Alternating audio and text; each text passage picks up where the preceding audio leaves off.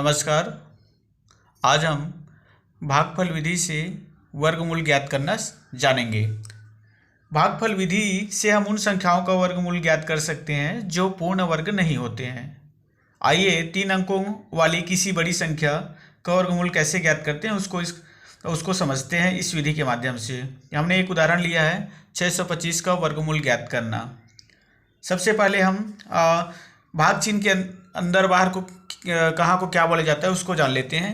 भाग चिन्ह के अंदर के भाग बोला जाता है उसको भाज्य बोला जाता है। यहाँ पे ऊपर को भागफल बोला जाता है और यहाँ को भाजक बोला जाता है और नीचे कुछ भी बचता है उसको शेषफल बोला जाता है। तो भागफल विधि में सबसे पहले हम जो संख्या दिया रहता है उसके इकाई की ओर से शुरू करते हुए संख्याओं का जोड़ा बनाते हैं। इसमें हमेशा ध्यान रखने वाली बात है कि हम जो भी जोड़ा बनाएंगे वो इकाई की ओर से शुरू करेंगे और जोड़े बनाने के लिए संख्या के ऊपर हम एक आड़ी रेखा खींच देते हैं। यहाँ पे 25 का एक जोड़ा बना है, 6 का और नहीं है तो 6 अकेला रहेगा। अब दूसरा चरण होता है, अब संख्या को भाग चिन्ह के अंदर लिखते हैं और एक बड़ा भाजक ऐसा खोजते हैं जिसका वर्ग 6 से ज़्यादा ना हो। तो यहाँ पे चेक करते हैं, जैसे 2 का वर्ग करते हैं तो उसी संख्या का उसी से गुणा वर्ग कहलाता है। 2 का वर्ग 4 हो गया जो 6 से छोटा है। और आगे का करके देखते हैं 3 के साथ गुणा यानी कि 3 का वर्ग 9, तो 9 बड़ा हो गया 6 से।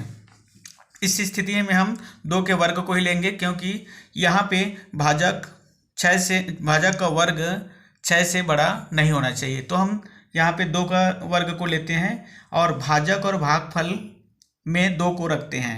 ये भाजक का स्थान हो गया और ये भागफल का, दोनों के स्थान पे 2 रखते हैं और ये दोनों के गुणनफल जो 4 प्राप्त होता है उसको 6 के नीचे लिखते हैं और घटाते हैं। तो यहाँ पे 2 शेष बचता है।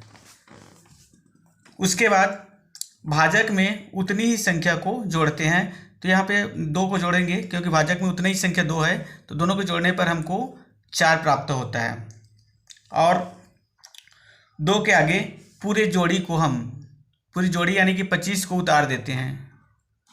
तो इस प्रकार से हमारा नया भाज्य जो मिलता है 225 हो जाता है। और अगले चरण में हम देखते हैं भाजक में 4 के आगे और भागफल में 2 के आगे किसी संख्या को रखते हैं जिससे संख्या और नए भाजक का गुणनफल 225 से ज़्यादा नहीं होना चाहिए। एक बार इसको और देखते हैं, भाजक 4 के आगे और भागफल 2 के आगे किसी संख्या को रखते हैं जिससे संख्या और नए भाजक का गुणनफल 225 से अधिक नहीं होना चाहिए। आइए चेक करके देखते हैं। अगर यहाँ पे हम 3 रखते हैं तो ये 43 हो जाएगा। तो 43 का चेक कर लेते हैं, 43 गुणित 3, तो इसका आ जा रहा है 3 तिया 9, 3 चौक 12, 129 आया जो कि 225 से काफ़ी छोटा है। 4 का रख के देखते हैं तो 44 बन जाएगा। 44 गुणित 4, 4 चौक 16 6 हासिल आई 1, 4 चौक 16 1 17, ये भी 225 से छोटा है। आगे करके देखते हैं, अगर 5 रखते हैं तो 45 बनेगा। तो 5 गुणित 5, 5 पंचे 25 की 5 हासिल आई 2, 5 चौक 20 और 2 22, तो ये हमको 225 मिल रहा है। यानी कि 5 का रखना हमको उचित लगता है, यानी कि 5 को रखना सही है। तो यहाँ पे 5 को हम यहाँ भी रखते हैं और यहाँ भी रखते हैं। तो दोनों का नए भाजक 45 और संख्या 5 का गुणनफल हमको 225 प्राप्त होता है, जिसे भाजक 225 के नीचे लिखते हैं और उसको घटा देते हैं। तो शेषफल हमें 0 प्राप्त होता है।